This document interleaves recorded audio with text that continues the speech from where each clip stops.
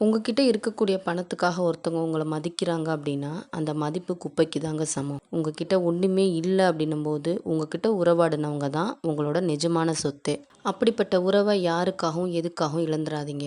நம்ம சிந்திக்கிற நேரம் குறைவா இருந்தாலும், நல்லதே சிந்திக்கணும். சந்திக்கிற வாய்ப்பு குறைவா இருந்தாலும், நல்லவங்களையே சந்திக்கணும். நம்ம எப்பயுமே மத்தவங்களோட போராடுறத தான் நெனச்சுக்கிட்டு இருக்கோம். ஆனா உண்மையில நம்மளோட போராட்டம் எப்பயுமே நம்மளோட சொந்த எண்ணங்கள்ல மட்டும் தான் இருக்குது.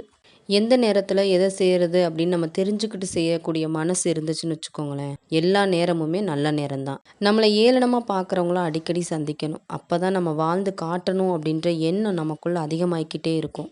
நிரந்தரம் இல்லாத சில விஷயங்கள தேடி நிம்மதி இல்லாம வாழக்கூடாது. நம்மளோட இயல்பு என்ன அப்படின்றத தெரிஞ்சுக்கிட்டு, அதுக்கேத்த வாழ்க்கைய வாழ்றது தான் நல்லது. வாழ்க்கையில நம்ம யாரையுமே முழுசா சார்ந்து மட்டும் வாழ்ந்துறக்கூடாதுங்க. ஏன்னா, நம்ம நிழல் கூட நம்மக்கிட்ட வெளிச்சம் இருக்கிற வரைக்கும் தான் துணைக்கு வரும். வாழ்க்கை நமக்கு பல பாடங்கள கத்து தருது. அதுல ஒண்ணு தான் யார் யார்கிட்ட எப்படி பழகணும், எந்த அளவுக்கு பழகணும் அப்படின்றது. தவறு இல்லாத வாழ்க்கை அப்படின்றது எதுவுமே இல்லங்க. தவற உணர்ந்து திருத்த முயற்சிக்கிறதுல தான் நம்மளோட முன்னேற்றமே இருக்குது.